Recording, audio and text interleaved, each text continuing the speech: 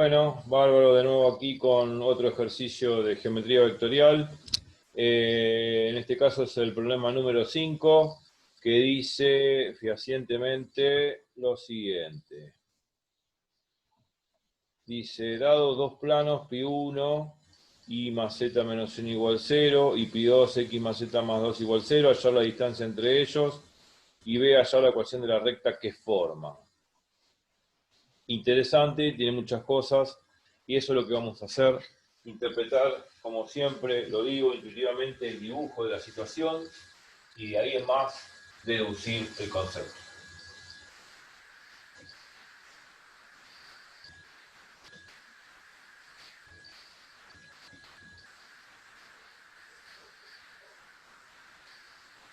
Este se entendió, ¿no? El que borré todo. Sí, sí, clarísimo. Perfecto, buenísimo. Vamos ahora a este problemita que es muy lindo. El problema 5, como se está viendo ahí, es un problema que, bueno, también hay que razonarlo. Seguramente va a surgir alguna fórmula. Que si estas fórmulas que son propiedades importantes de la geometría las vamos a deducir y las vamos a aprender a deducir una vez que hayamos hecho varios problemas. Ahora no me voy a meter a la deducción de esto porque si no, no tiene sentido hacer un problema. Vamos al enunciado, yo voy a copiar. Dado dos planos pi1, ya dados dos planos.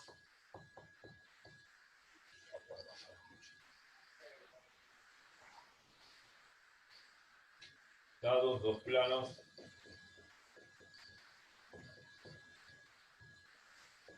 Pi1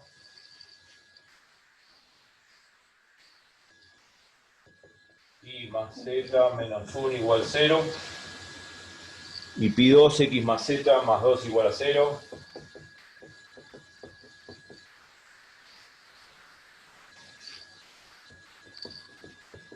Bueno, hallar la distancia entre ellos.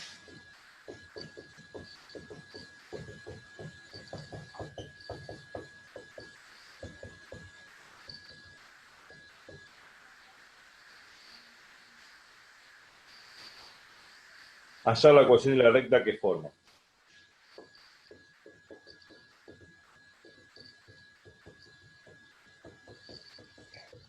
Es casi parecido al que hicimos, lo que hay que hacer, me parece. No le veo mucho parecido. Mm. Pero digamos que este problema, por lo que yo leo, tiene una especie de trampita, pero para ver si uno sabe los conceptos, claro. Y esto es muy importante. Ya lo copié, ya puedo sacarlo de pantalla, es el problema número 5, ya lo copié, lo voy a sacar de pantalla, así vemos mejor el problema en el pizarrón. Ok, buenísimo, lindo problema, vamos a razonarlo en conjunto. ¿Qué nos piden? Hallar la distancia entre ambos planos. A ver, vamos a pensar en el aire. Si yo pienso en el aire, ¿qué significa? Pensar en dos planos. Un plano y otro plano. Son dos cuadernos, claro, dos apuntes. Y lo puedo interpretar como si fuesen dos chapas, dos planos. Supongamos que estas dos chapas, estos dos planos, son paralelas. Son planos paralelos. Se supone que hay una distancia entre ellos, ¿no es cierto? Hay una distancia de un plano al otro, porque son paralelos. Pero ¿qué pasa si no son paralelos? ¿Qué pasa si no son paralelos? Pensemos así con los dedos. Pensemos con los dedos. Que si son paralelos, hay una distancia que yo puedo medir a regla tendida, entre los dos planos. Hay una distancia cuando son paralelos. Pero cuando no son paralelos, ¿qué pasa? Se cortan. No. O sea, geométricamente, a pesar que yo estoy manejando y razonando intuitivamente con los dedos, es más que obvio que si los dos planos no son paralelos, se van a cortar. Claro. O sea, la única manera de, evidentemente, que a mí me pidan en una forma seria y lógica, sacame la distancia entre los dos planos. Si me pide sacar la distancia entre los dos planos, lo primero que tengo que verificar es que sean paralelos los planos. Porque si los planos no son paralelos entre sí, ¿de qué distancia estamos hablando? No tiene sentido, porque si no son paralelos se van a cortar. Está bien. O sea, que para verificar, digamos, para poder responder a una pregunta como esta, que me dice, encontrar la distancia entre los dos planos, primero tengo que verificar que los planos sean paralelos, porque si no, paralelos y no coincidentes, ¿no? Porque si son paralelos y coincidentes, la distancia vale 0. ¿Está? Porque están pegados. Claro. Ahora, paralelos y no coincidentes sería esto, que no coinciden. Paralelos y no coincidentes. Y los planos van a ser paralelos porque obviamente que sus vectores normales van a ser también paralelos. En todo caso, si los dos vectores normales son paralelos, yo puedo elegir que los dos vectores normales de ambos planos son iguales. Cuando los planos normales de ambos planos son iguales, se dice que los planos son paralelos. ¿Está bien? ¿Me explico? Sí, sí. Entonces yo lo que tengo que verificar si los planos son, si son paralelos no coincidentes. Yo tengo que verificar que si son paralelos no coincidentes. Si son paralelos y no coincidentes, entonces tiene sentido hablar de una distancia de un plano a otro plano. En el caso que yo verifique de que no son paralelos, se van a cortar. Y si se van a cortar, la distancia entre ambos planos vale 0. O sea,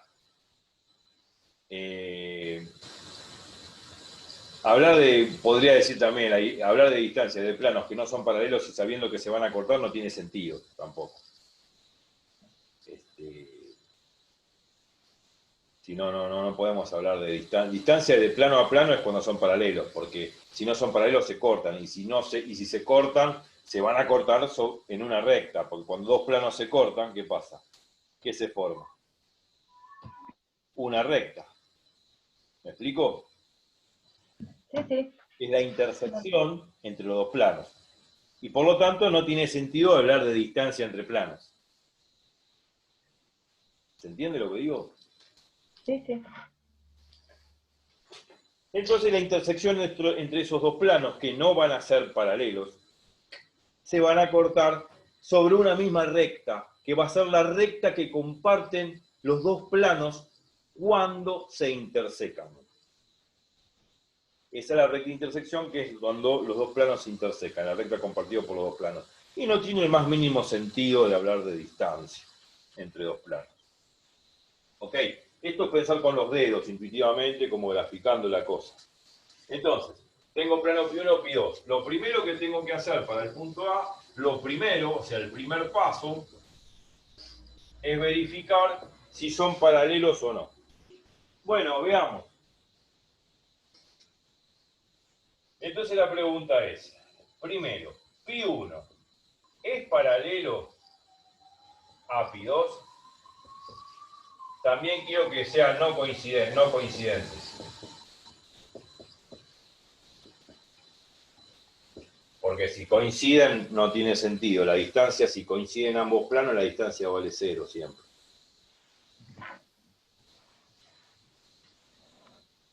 Si coinciden, la D, que distancia, vale 0. Listo. Entonces, la pregunta es si son paralelos. ¿Cuándo dos planos son paralelos? Lo dije recién. Cuando sus vectores normales son paralelos. ¿Se entiende eso? Sí.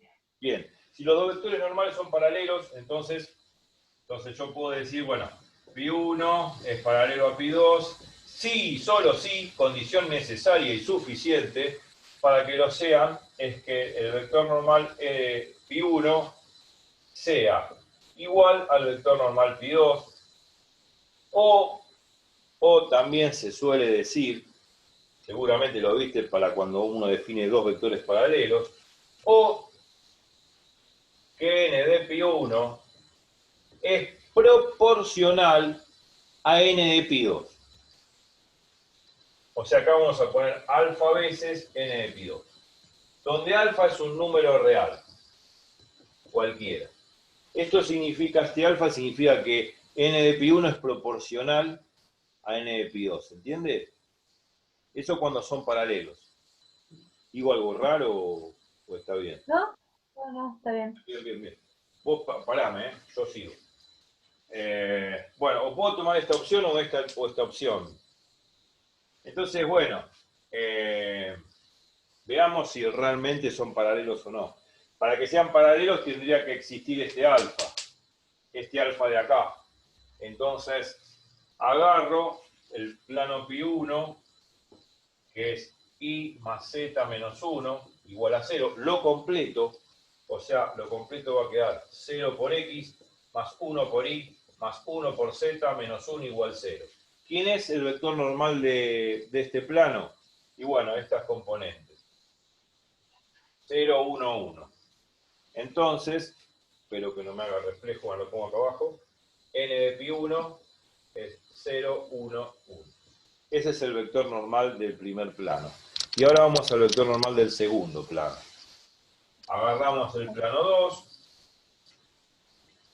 según el enunciado es x más y, x más z, menos 2 igual 0. Vamos a ordenar la expresión. Esto va a ser, bueno, 1 por x, más 0 por y, más 1 por z, menos 2 igual 0. Esa es la ecuación algebraica.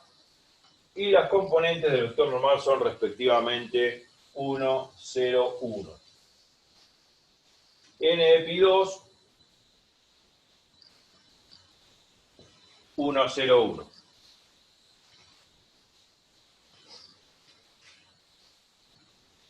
Bueno, tenemos los dos vectores normales. ¿Qué tenemos que probar? Esto de acá arriba. A ver si existe este alfa para que los dos vectores normales sean proporcionales. Si lo son, si son proporcionales, entonces van a ser paralelos. Si no encuentro un alfa común, o sea, si no existe un alfa, entonces significa de que no van a ser paralelos. Y por lo tanto, si no van a ser paralelos, se van a cortar en algún momento. Y la distancia, no tiene sentido hablar de distancia. Si está ya la distancia entre ellos, no hay distancia. Sería, no sé, distancia cero, no sé cómo. No tiene sentido hablar de distancia. Bueno, vamos a ver si son paralelos. Vamos a hacerlo acá al costado. Vamos a ver si existe ese alfa, para ver si son paralelos. Hagamos esta ecuación. Algebraicamente hablando, necesitamos hallar este alfa. Si es que existe, claro, vamos a ver. Entonces, agarro n de pi1, ¿quién es? El vector 0, 1, 1. A ver si se ve bien ahí. Vos decime si se ve bien. 0, 1, 1. Alfa por pi2, 1, 0, 1. Sí, se ve. Y ahora distribuyo alfa. Sabías que los escalares, los números, se pueden multiplicar y distribuir adentro de las componentes, ¿no? Sí. Sí. Bien, Sí. entonces me queda la ecuación 0, 1, 1, alfa, 0, alfa. Y ahora, bueno, dos vectores son iguales cuando sus componentes respectivas son iguales. Entonces me queda alfa igual a 0. 0 igual a 1. Absurdo. 0 no puede ser. No. Alfa igual a 1. Bueno, ya está. Esto se pudrió todo ya en la segunda ecuación. 0 igual a 1 es incompatible. Algo absurdo, algo incoherente. Por lo tanto, no existe alfa. ¿Está bien? Está bien. No existe alfa perteneciente a reales. Si no existe alfa perteneciente a reales, no pueden ser paralelos. ¿Está bien? Está bien. Quiero aclarar algo muy importante que lo corrija un montón de veces en los exámenes. Quiero que lo tengas en cuenta vos también, para no caer en un tremendo error. Suponete que te hubiese dado esto de acá, te hubiese dado acá, así. Supongamos. Esto no es el problema, estoy inventando. Pero supongamos, por desgracia, te hubiese dado esto que te voy a poner yo acá. Ya que lo corrijo varias veces en los exámenes. Suponete que te hubiese dado esto así. Alfa igual a 0. 0, qué sé yo, igual a 0 y alfa igual a 1. ¿Qué hubiese pasado ahí? 0 igual a 0 está bien, ok. Esto no está mal. 0 es igual a 0, ¿no? Todo número es igual a sí mismo. Pero fíjate que te dio alfa igual a 0 y alfa igual a 1. ¿Cómo se interpreta eso? No puede ser el mismo alfa dos valores diferentes. No. Al mismo tiempo. Eso es absurdo también. También es absurdo. Exacto. Esto tampoco, entonces, esto y esto indican un gran absurdo y por lo tanto no existe alfa. Si no existe alfa, tampoco habría solución en esa posibilidad. Pero esto es al margen del problema, claro. Ojo con eso. Ojo porque puede aparecer. Acá ya directamente dio absurdo porque 0 igual a 1 es una burrada. Ya está, no existe alfa, no se puede cumplir. No existe ningún valor de alfa para que pueda salvar este maldito problema. No lo puedo salvar ni por casualidad. Entonces ya no existe alfa. Por lo tanto, ¿qué significa que no exista alfa? Algebraicamente. ¿Qué significa que no exista alfa geométricamente, digo yo? Que los vectores normales no son paralelos. ¿Me explico?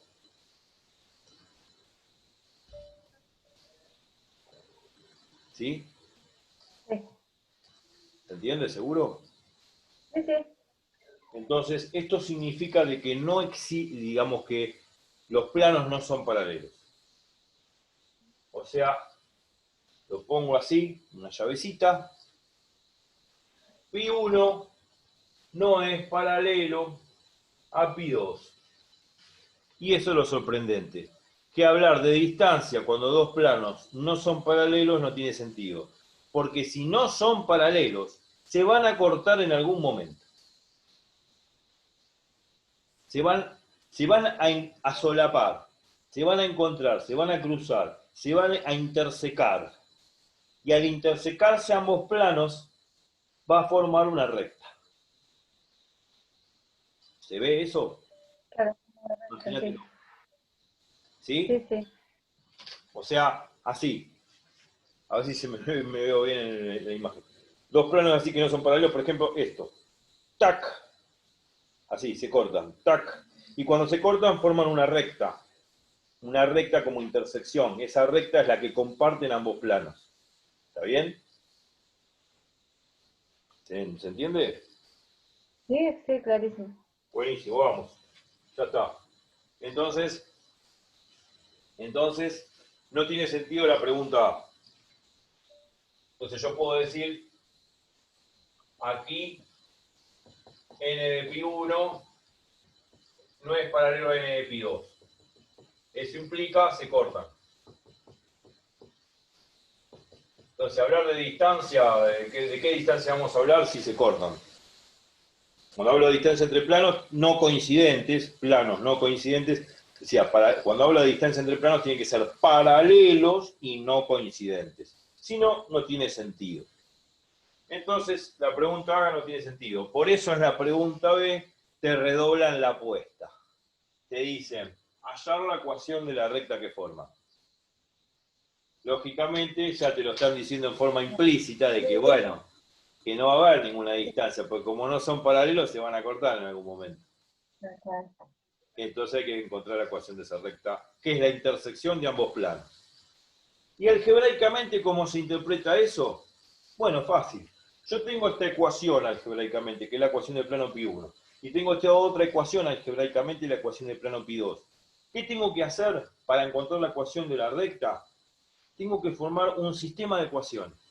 O sea, tengo que agarrar esta ecuación y esta ecuación, juntarlas, formar un sistema común de ecuaciones, resolver por Gauss o por sustitución, por lo que vos quieras, y cuando uno resuelve ese sistema de ecuaciones, saca una solución que es la solución paramétrica del sistema de ecuaciones, que no es otra cosa que la ecuación de la recta, la ecuación paramétrica de la recta. Y ahí terminó el problema.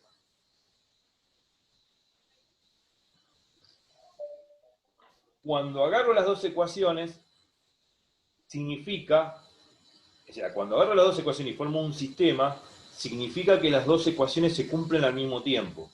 La única manera de que se cumplan las dos ecuaciones al mismo tiempo es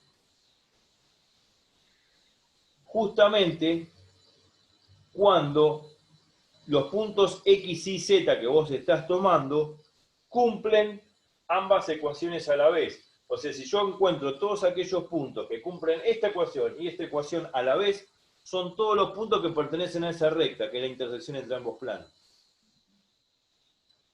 ¿Me explico? Sí, sí. O sea, ese conjunto de puntos X y Z que cumple esta ecuación y esta ecuación son el conjunto de puntos que cumple la ecuación de la recta que forma la intersección entre ambos planos. ¿Por qué? Porque ambas ecuaciones de ambos planos se están cumpliendo simultáneamente. Y si se cumplen simultáneamente, todos esos puntos X y Z cumplen simultáneamente ambas ecuaciones.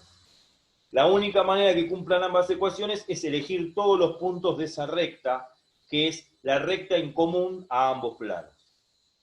¿Me explico? Sí, sí. Bien, esa es la interpretación algebraica, algebrogeométrica o geométrico-algebraica de la situación. Entonces lo único que tengo que hacer, ¿puedo borrar esto? Sí, ya está, sí. Entonces,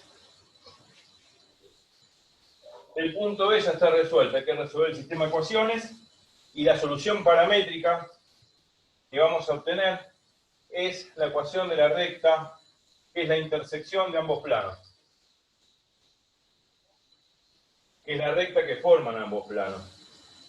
Y ya está. No hay mucho que hacer. Vale más la interpretación álgebro-geométrica que, bueno, todas las cuentas que uno tiene que hacer, bueno. Pero lo importante es la interpretación intuitiva a través del dibujo.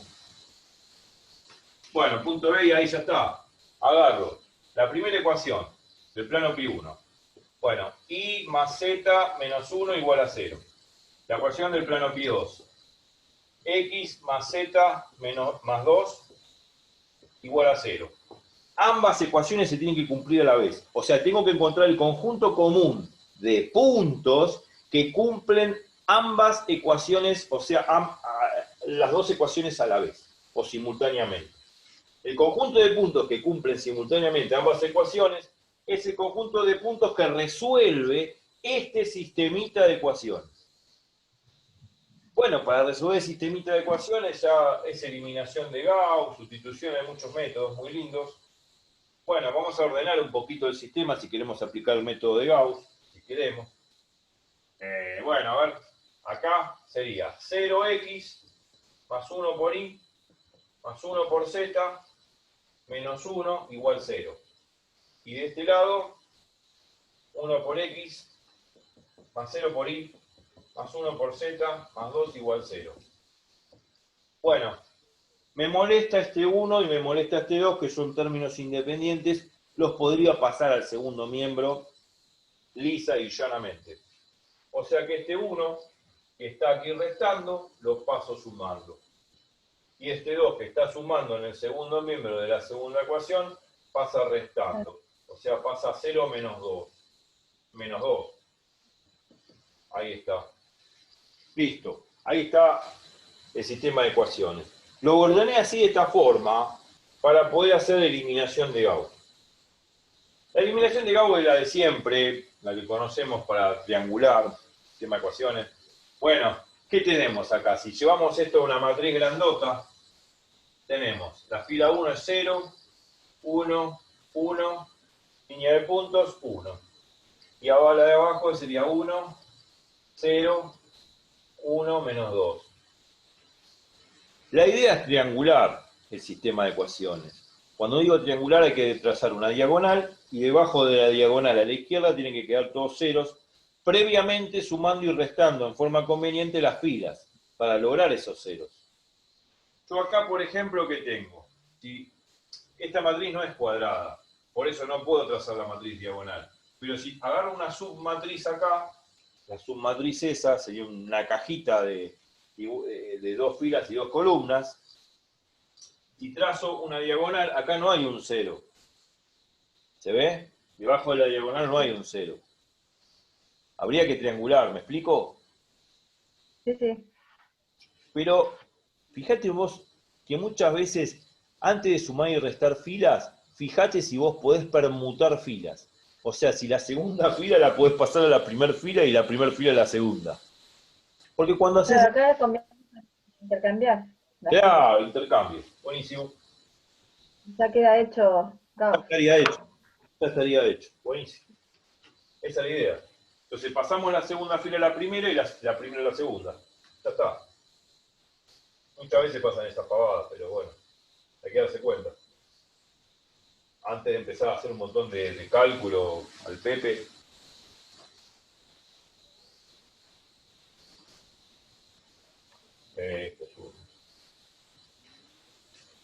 Buenísimo. Ya está, intercambiamos. O sea, esta la mandamos abajo y esta la mandamos arriba. Buenísimo. Y bueno, me quedó así al revés. Y ahora sí, si tomo esta submatriz y trazo la diagonal, acá está el 0, ya está eliminada, ya está triangulada. Ya está, entonces ya puedo resolver el sistema sin haber hecho nada. Entonces, vuelvo al sistema de ecuaciones, va a ser 1 por x más 0 por y más 1 por z igual a menos 2. Y acá va a ser 0 por x más 1 por y más 1 por z igual a 1. Acá tacho esto porque 0 por x y 0 por y es 0.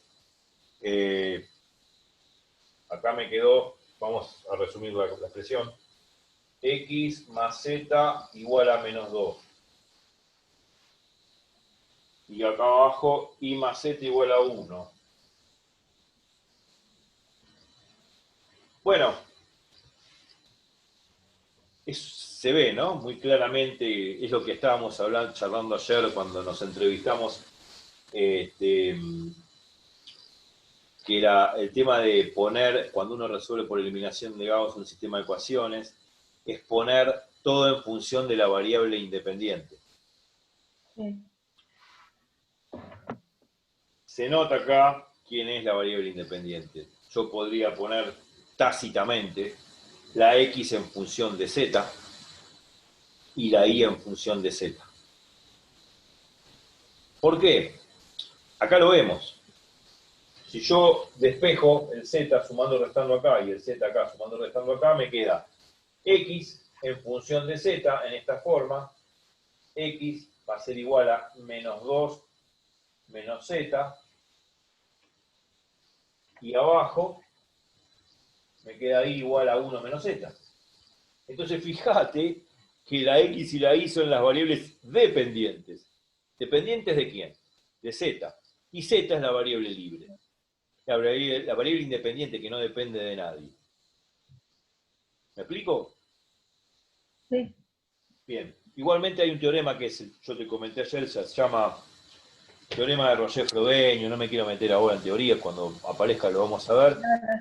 Sí, que dice que, bueno, en realidad es un corolario del teorema, o una propiedad que tiene que ver con Roger-Frobenius, que dice que el número de incógnitas menos el rango de la matriz es igual al número de variables independientes.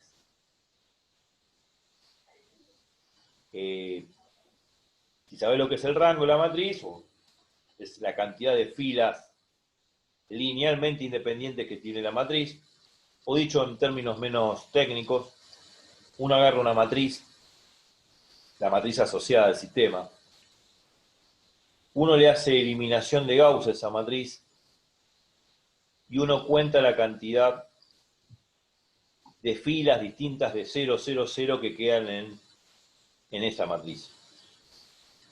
La cantidad de filas distintas de 0, 0, 0 que quedan de esa matriz, una vez hecha la eliminación de Gauss, es el rango de la matriz.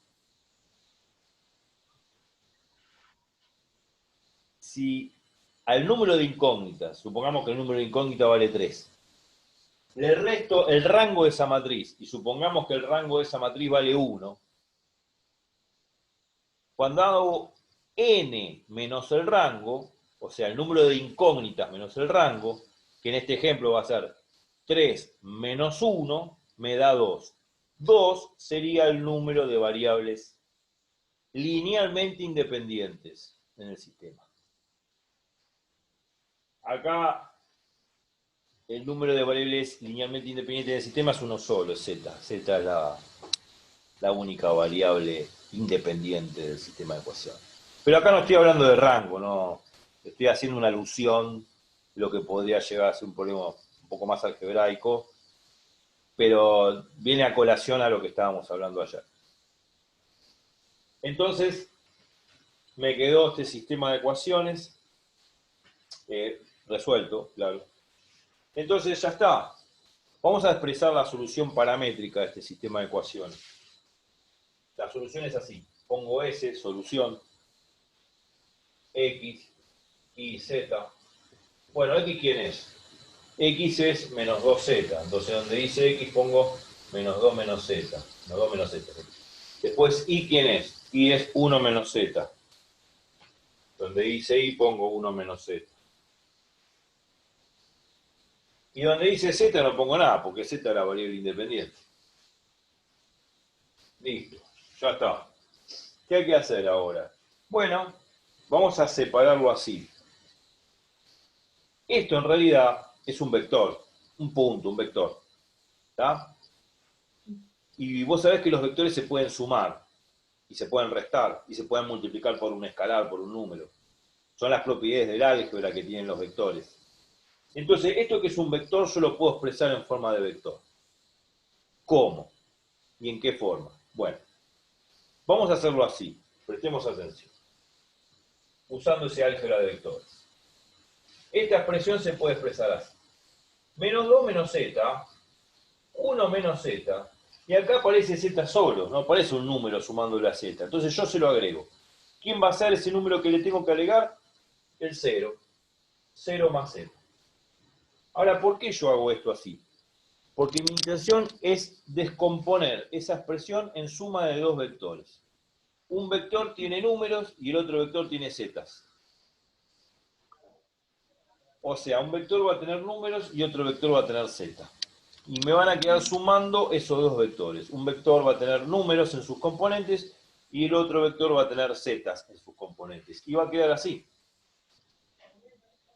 Menos 2, porque acá aparece un número en la primera componente que es menos 2. 1 en la segunda componente. 0 en la tercera componente. Y después más, ¿qué componentes de z aparecen en cada una de las componentes? ¿Qué términos de z aparecen en cada una de las componentes? Acá aparece menos z en la primera componente, entonces ponemos menos z. En la segunda componente también aparece menos z, ponemos menos z. Y acá en la tercera componente aparece z. Me quedó así. Menos z, z. Si yo sumase esto que está acá abajo, vuelvo acá atrás. ¿Se entiende? Sí, sí. Supone que cuando sumo vectores, sumo componente a componente. Ya me queda menos 2, menos z, 1 menos z, 0 más z. Pero no voy a volver atrás, no tiene sentido, no quiero volver atrás, si no, no termino nunca el problema. Entonces la cuestión es que esto yo lo que puedo hacer en este segundo vector es sacar z factor común. Claro. Porque obviamente el escalar, el número siempre se puede distribuir adentro del vector, pero como también lo distribuyo, lo puedo sacar afuera. Entonces saco z factor común y me queda menos 2, 1, 0, más z, menos 1, menos 1, 1. Si se ve ahí, ¿se ve ahí? Sí. Me quedó así. Lo voy a poner acá arriba el resultado porque ya está, o acá al costado, porque ya está. Lo pongo ahí. Entonces la solución me quedó así. X y Z igual a menos 2, 1, 0, más este vectorcito que Z por menos 1, menos 1, 1. Ahí está. Esta es la ecuación de la recta. Y se terminó el problema. Fíjate que tiene forma paramétrica, ¿no? Porque acá el parámetro, esto sería las veces de lambda. Hace las veces de lambda. Claro. Esta es la ecuación paramétrica de la recta, que es la intersección entre esos dos planos. Y ahí terminó. Ajá. ¿Salió? A ver qué hace sombra, a ver a la izquierda, ahí está. Sí, yo me corro así. Ok. Trato de no borrar casi nada para así se ve todo el contexto del problema. Era muy corto, digamos.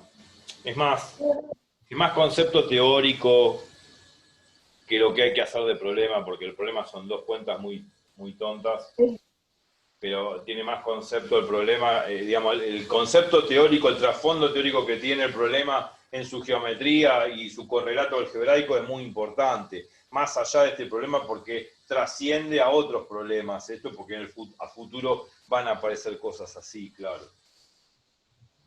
A pesar de que las cuentas son sencillas, el problema es sencillo, tiene su concepto y su correlato geométrico algebraico muy fuerte, importante, que van a servir lógicamente para futuros problemas, claro. Bien. ¿Se entendió alguna pregunta?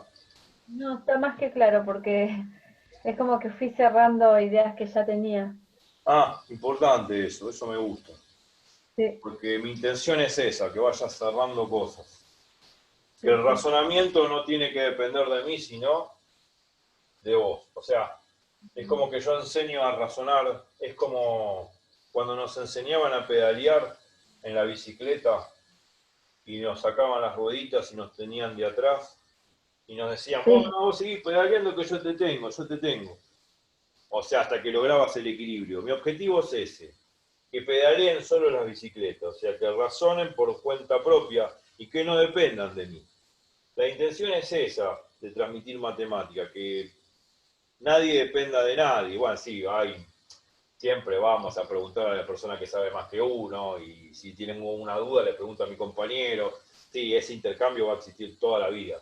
Lo que quiero decir que no siempre, digamos, no voy a necesitar de alguien que me lo haga, eso es lo que quiero decir. sí. Y para eso, bueno, en la práctica con el razonamiento intensivo, como siempre. Y no es imposible, claro. Eh, ¿Alguna duda más? No, no, está bien. ¿Seguro? Sí, sí. ¿Te cerraron cosas? Sí, sí, todo lo que es esta ecuación y todo esto que fuiste haciendo de la Z, como sacar el factor común de la Z, todo eso yo lo tenía, lo hacía automáticamente, pero no lo tenía, no lo había interpretado en la ecuación de la recta esta, o sea, Claro, porque al fin y al cabo, cuando uno realiza la solución paramétrica, lo que hay que hacer es reinterpretar esta expresión, o sea, descomponerlo en dos vectores. Un vector de números y un vector que tiene zetas, o el parámetro, no importa el parámetro que sea, zeta, lambda, lo que sea. Entonces lo que hay que hacer es después sacar ese parámetro factor común para que quede en forma así vectorial, digamos. que es la ecuación paramétrica de la recta o la ecuación vectorial de la recta. No es eso simplemente. Y saber manejar bien esto del sistema, o sea, no equivocarse. Estas cuentas, hay que decir la verdad, yo me equivoco en esto también. Todos nos equivocamos. Cuando uno hace Okay. eliminación de Gauss hay que revisar la cuenta. ¿Cuál es la manera? Y bueno, teniendo mucho cuidado, tranquilidad, sumando y restando filas. Acá no tuve que hacer nada de sumar y restar filas, porque acá intercambiando la fila ya quedaba triangulada. Pero en el peor de los casos que tenga que hacer triangulación y bueno, sumar, restar, multiplicar una fila y después restarle la segunda y qué sé yo, para lograr los ceros debajo de la diagonal a la izquierda, bueno, nos equivocamos todos. Lo peor que tiene el álgebra lineal es eso, que cuando uno se equivoca en la eliminación de Gauss, es difícil corregir un examen, porque, qué sé yo, te equivocaste en esa eliminación, ponele que era una eliminación muy larga, y ya, qué sé yo, el vector director o el vector normal, no, depende de lo que estés haciendo, salió cualquier cosa. Y bueno, suele suceder que muchas veces las correcciones en álgebra son injustas, porque la persona sabe, se equivocó en una eliminación de Gauss. Yo tengo concepto, es difícil corregir un parcial de álgebra, porque después todo lo que viene después de esa eliminación está todo mal. En cambio, el análisis matemático no es así. Eh, Listo. Ah, ¿te están esperando para cenar? Ya está. Sí, sí, esperando. Ah, bueno, perdón. Listo. No, pensé que estaba sin apuro, si me habías dicho que... Bueno, ¿te sirvió, no sé, la clase? Bárbaro, me re sirvió. Buenísimo. Para que voy Después, cortando porque así me despido, porque vos sabés que esto lo cuelgo en un canal de YouTube que sí.